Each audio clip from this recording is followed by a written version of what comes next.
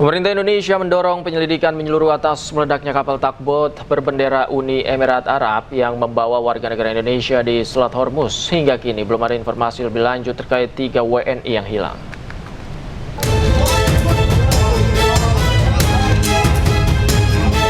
Pemerintah Indonesia mendorong penyelidikan menyeluruh atas kecelakaan kapal tugboat berbendera Uni Emirat Arab di Selat Hormuz dalam konflik Amerika Serikat Israel dengan Iran. Kapal Musafah 2 meledak usai jadi target serangan. 3 warga negara Indonesia yang menjadi anak buah kapal hingga kini belum diketahui nasibnya. Sementara 1 ABK WNI diketahui selamat dan sedang menjalani perawatan.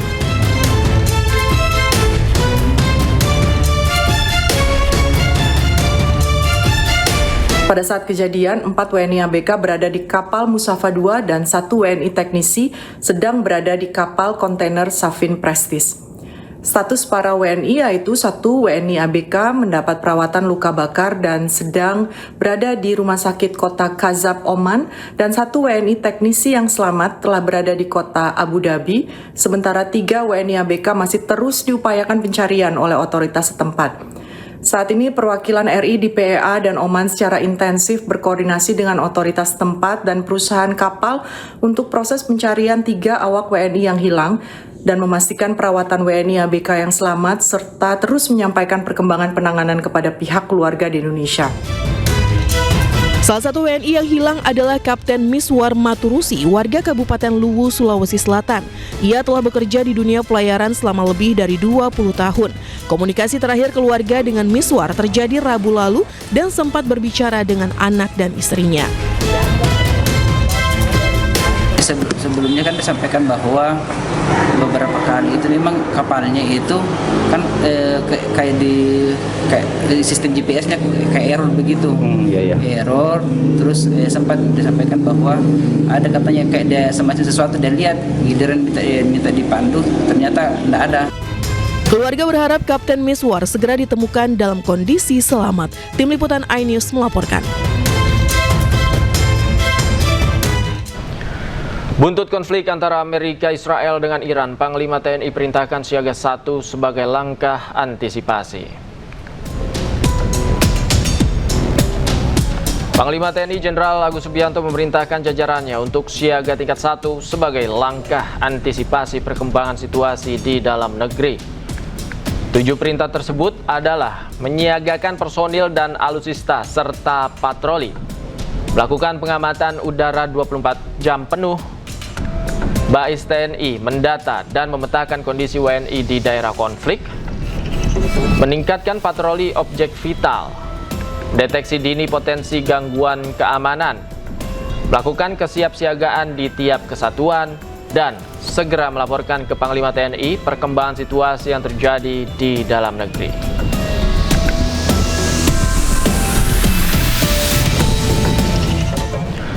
Sementara itu pemirsa, Mabes TNI merespon soal status siaga 1. Kapuspen TNI mengatakan TNI memiliki tugas utama melindungi negara dan masyarakat dari ancaman negara asing. Kapuspen TNI Brigjen TNI Aulia Dwi Nasrullah menyebut TNI siap siaga mengantisipasi perkembangan lingkungan internasional, regional maupun nasional. Upaya TNI perkuat pertahanan negara adalah memeriksa kesiapan pasukan.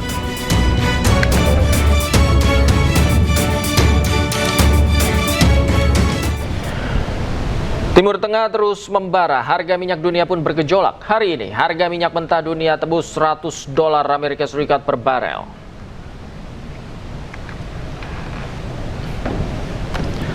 Pada Minggu 8 Maret, harga minyak mentah dunia menembus $100 Amerika Serikat per barel. Kenaikan ini juga dipicu pemangkasan produksi minyak oleh produsen energi utama di Timur Tengah.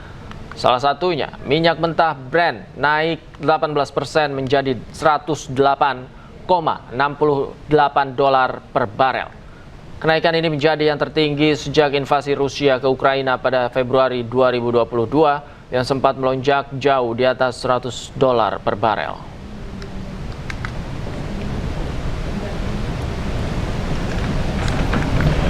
Timur Tengah terus membara, harga minyak dunia pun bergejolak, namun pemerintah memastikan persediaan minyak Indonesia aman. Allahu Akbar!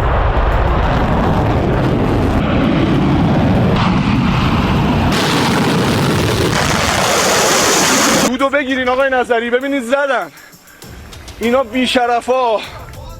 Serangan Amerika Serikat dan Israel ke Iran membuat Iran membatasi lalu lintas kapal di Selat Hormuz. Akibatnya banyak kapal yang terjebak dan tidak melintas. Indonesia sendiri saat ini mengimpor minyak mentah dari Timur Tengah sekitar 25% dari total volume impor Indonesia. Pemerintah pun langsung bergerak cepat dan mengalihkan sumber impor minyak mentah dari Amerika Serikat.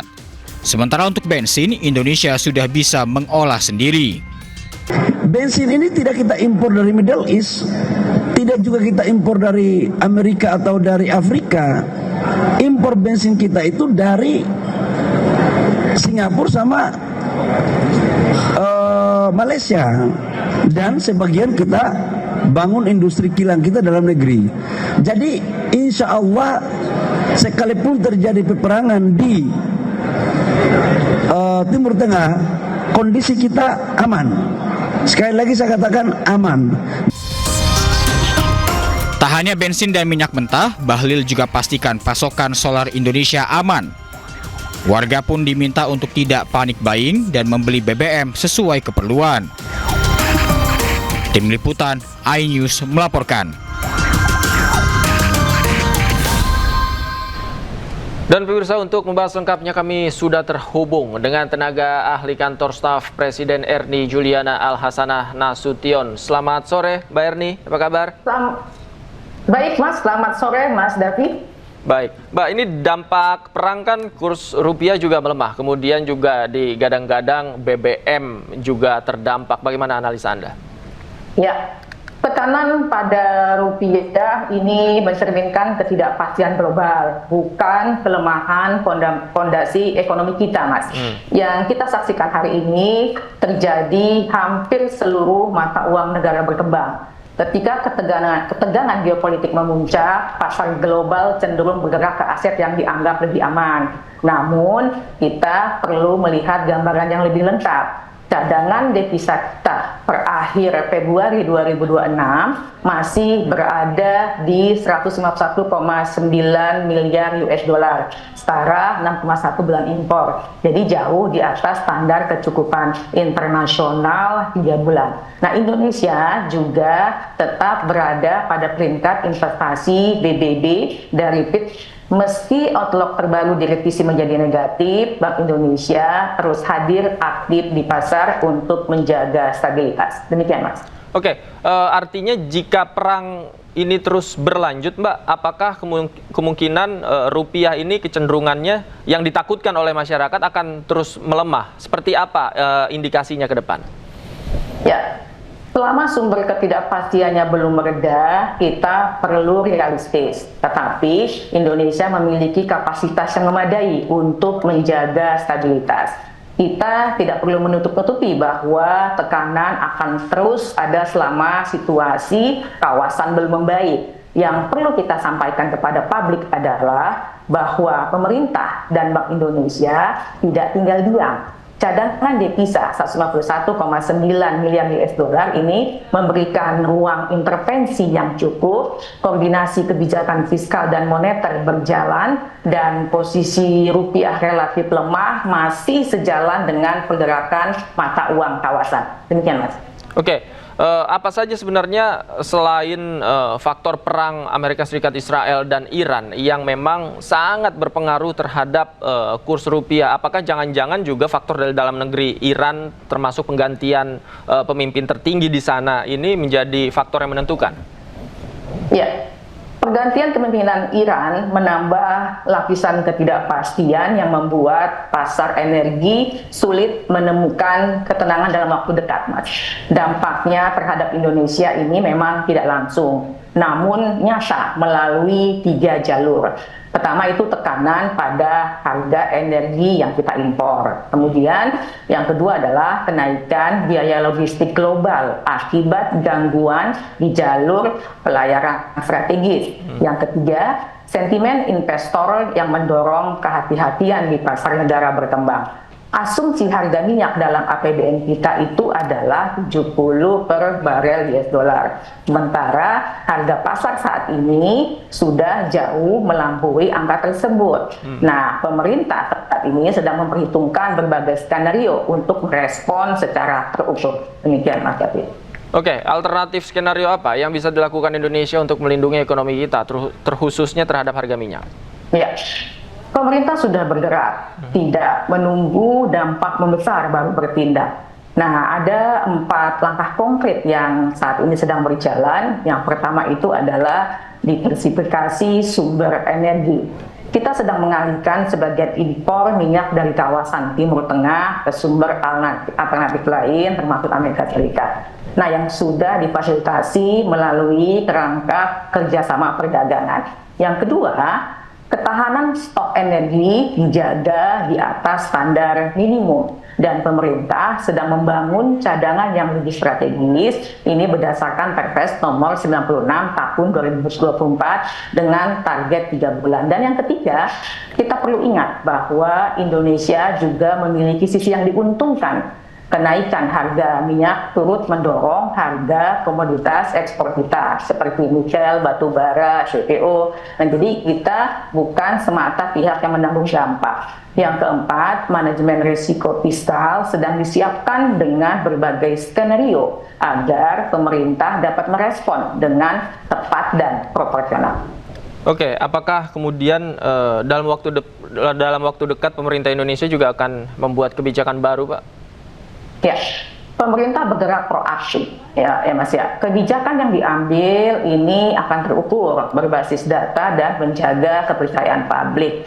Koordinasi lintas lembaga antara Kemenko Perekonomian, Kementerian ESDM, Kementerian Keuangan, dan Bank Indonesia ini sedang berjalan secara intensif.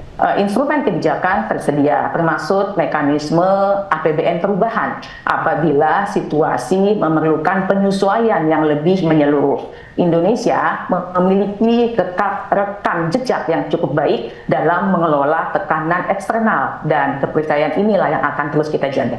Oke, terakhir Mbak Erni, ini kan masyarakat melihat rupiah pada hari ini kan juga agak kaget begitu. Apakah ada yang Anda ingin sampaikan kepada masyarakat mungkin agar tidak terlalu panik? Iya. Yang ingin saya tegaskan adalah bahwa Indonesia tidak sendirian menghadapi situasi seperti ini, Mas, termasuk pelemahan rupiah. Yeah. Gejolak global memang di luar kendali kita, tapi respon kebijakan kita sepenuhnya ada di tangan kita, gitu, Mas. Pemerintah berkomitmen untuk terus menjaga stabilitas, melindungi daya beli masyarakat, dan memastikan bahwa tiap langkah yang diambil berpijak pada data, bukan kepanikan. Indonesia sudah melewati ujian-ujian berat sebelumnya, dan fondasi yang kita bangun hari ini adalah bekal untuk keluar lebih kuat dari situasi ini.